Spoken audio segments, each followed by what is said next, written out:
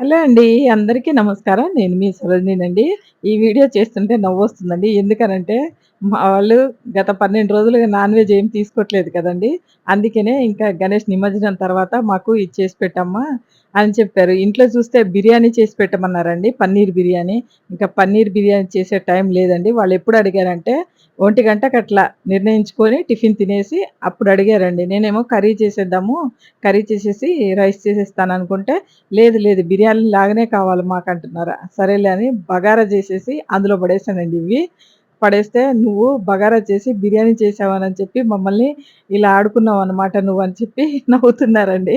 అందుకే నాకు ఈ వీడియో చేస్తుంటే నవ్వొస్తుంది. బగారా చేసి పైన పడేసానండి అవి లాస్ట్‌కి.